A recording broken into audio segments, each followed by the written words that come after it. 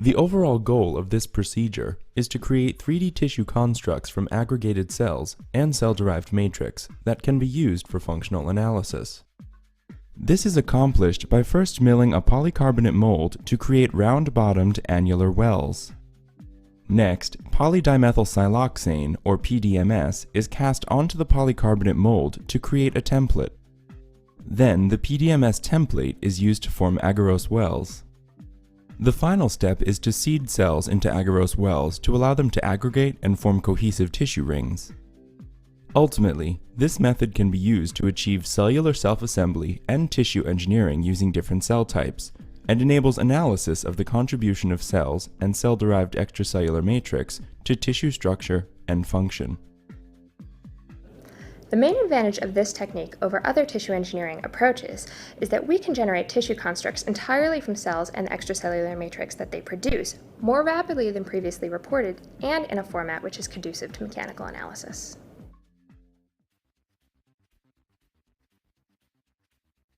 Begin by milling a half-inch thick piece of polycarbonate to create 15 round-bottomed annular wells with a center post diameter of 2 mm. Clean the polycarbonate mold to remove any plastic debris generated from the milling process, and let the mold dry. Next, mix PDMS at a 10:1 ratio of base to curing agent. Degas the solution to remove all air bubbles, and then pour it into the polycarbonate mold.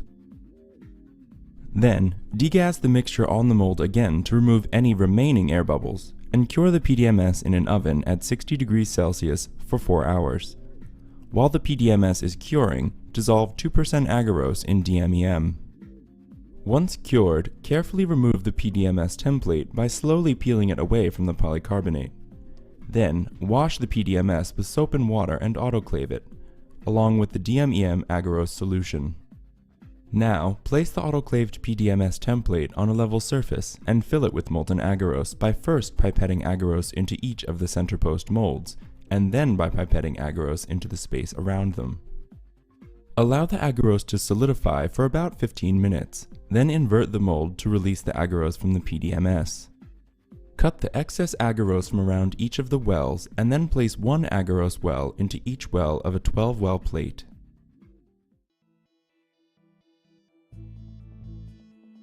Now, add cell culture media around the outside of the agarose well without covering the top of the well. Then, place the plates into the incubator to allow them to equilibrate while the cells are prepared. At 90% confluence, trypsinize rat aortic smooth muscle cells and resuspend the cells at a concentration of 5 × 10⁶ cells per milliliter. Then, pipette 100 microliters of the resuspended cell suspension into each of the equilibrated agarose wells, using a circular motion to apply the cells to each of the wells. Place the plates in the incubator to sit undisturbed for 24 hours. Exchange the medium every 2 days by aspirating the media from around the well and then refilling each well until the agarose mold is completely submerged.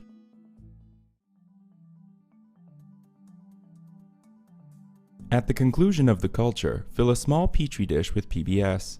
Remove each ring from its agarose mold by sliding it over the top of the center post. Place the rings in the petri dishes with PBS. Center a ring under the digital imaging system. Use edge detection software to measure the thickness of the ring in 4 positions, top, bottom, left, and right, around its circumference. To perform uniaxial tensile testing, mount a ring sample on 2 thin wire grips. Extend the grips until a 5 mN tear load is applied to the ring. Then enter the cross-sectional area, calculated from the thickness measurements, and record the gauge length. Pre-cycle the ring 8 times between the tear load and 50 kPa stress at a rate of 10 mm per minute. After the 8th pre-cycle, pull to failure at 10 mm per minute. For each ring, measure the ultimate tensile stress and failure strain and calculate the maximum tangent modulus from the acquired data. In addition to functional in vitro studies, these living cell rings can also fuse to form tissue tubes. Use surgical scissors to cut the ends of silicone tubes at an angle to create beveled edges, and then autoclave the silicone tubes. While the tubes are being autoclaved, fill a petri dish with media. Transfer sterilized custom silicone tube holders to a biosafety cabinet and place in an empty petri dish. Next, remove the rings from the agarose wells and place them in the petri dish filled with media. Place the silicone tubes in the same petri dish to wet them before use. Use forceps to place the tip of a silicone tube into the center of a ring and gently slide the ring onto the silicone tubing. Slide the rings into contact with one another by gently pushing them successively in both directions along the tube. Once the rings have been mounted, align silicone tubes within the polycarbonate holders and screw the two parts of the holder together.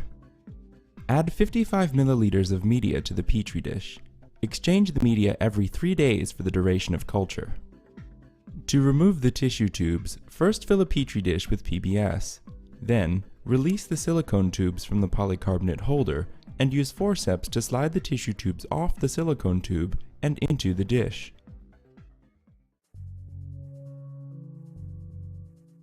When performed correctly, the cells settle in the bottoms of the agarose wells and contract within 24 hours after seeding to generate a tissue ring around the center post in the agarose well. This is a representative plot of a stress-strain curve obtained from a uniaxial tensile test of a 2 mm tissue ring generated from rat smooth muscle cells. The ultimate tensile strength, the maximum tensile modulus, and the failure strain values are then used to compare the mechanical properties of tissue ring samples grown under different culture parameters. The mechanical properties of tissue rings can be controlled by altering culture parameters, including cell seeding number, the length of culture, the culture medium, and the cell type used. In addition to rat smooth muscle cells, human primary smooth muscle cells form tissue rings with similar tensile strength. Human mesenchymal stem cells also aggregate to form rings, but they were not strong enough for mechanical testing.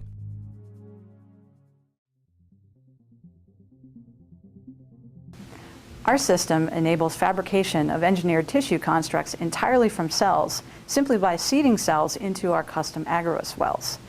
Once the initial polycarbonate mold has been machined, we can make an unlimited number of PDMS templates that then can be used to make the molds. So no additional equipment is required. The system is versatile in that we've used a number of different cell types in the system to make tissue rings, and so this system could be used potentially for both tissue engineering applications as well as in vitro studies of the contributions of cells and extracellular matrix to tissue structure and function.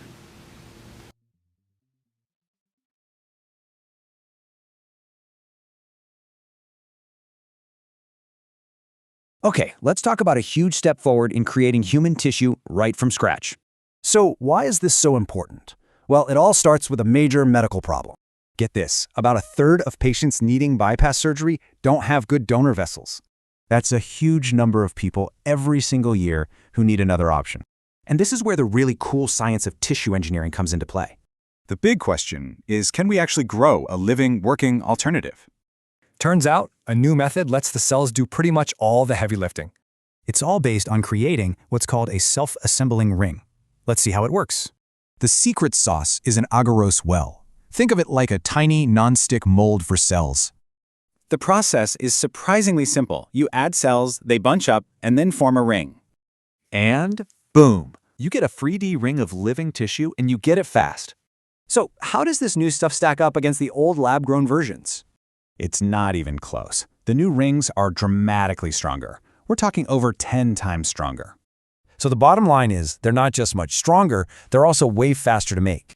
This is all amazing, but what does it mean for the future of medicine?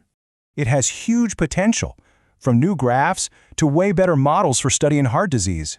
This really opens the door to a future of personalized, engineered tissues made to order.